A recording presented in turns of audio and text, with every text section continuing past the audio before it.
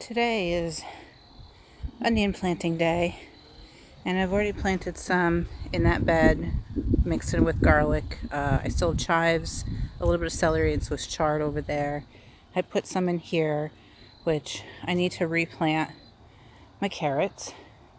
I'm completely out of breath because I just hauled 6 bags of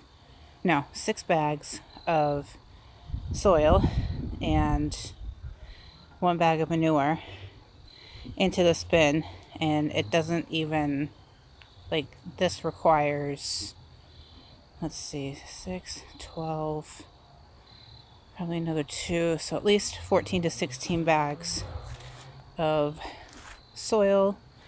I got my fertilizer down to add in, and then the only thing I have an issue with is this is bleeding over into the other side, and I don't know what to put here to hold the soil up so it doesn't go into the other side over time.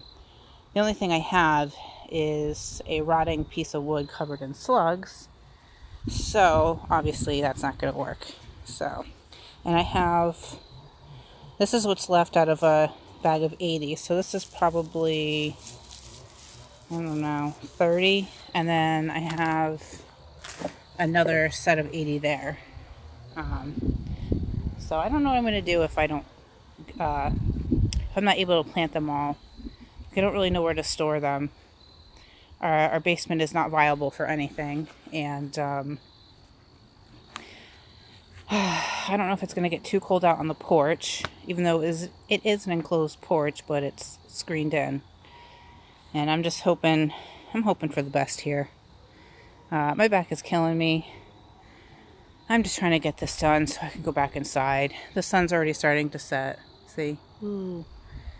And this is the last planting, aside from replanting the carrots and the beets, that I'm doing for the season. So let's get it done. Okay, so I got one row started, and I just want to show you what it looks like. I dug a row about 1 to 2 inches deep, probably closer to 2. And I set them, they say 4 to 6, but I'm doing 3. And you want to do them tops up, like the little pointy side up. And then you're going to cover them, and you're going to put some kind of hay, or I'm doing pine needles, something over it, not like cedar mulch or anything like that.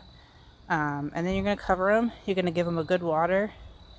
You're going to water them probably about 1 to 2 times per week until your frost hits, and then you're going to taper off. But I'm hoping to get as many in here as possible, and we'll see how it goes. By next July, I should have a decent amount of onions and garlic. So that's what we're looking like right now. Beautiful. Okay, this is what I've got. 1, 2, 3, 4, 5, 6, 7 rows of onions, nicely spaced apart. I found a piece of wood, and I think I'm just going to put a rock to hold that up. And now I'm going to cover this with dirt, and then I'm going to go get my pine needles and cover this up. And then I'm going to cover it with something like that, because the squirrels will dig this entire thing up. And then I won't get any onions, and then I'll be very, very mad. This is what I have left. I probably planted, let's see, at least 100 sets of onions or more. I'm not really sure how many are in here. I like to plant the best looking ones. There's a lot of smaller ones in here, so I might put those in I don't know, something like this, or might even stick them in the fridge to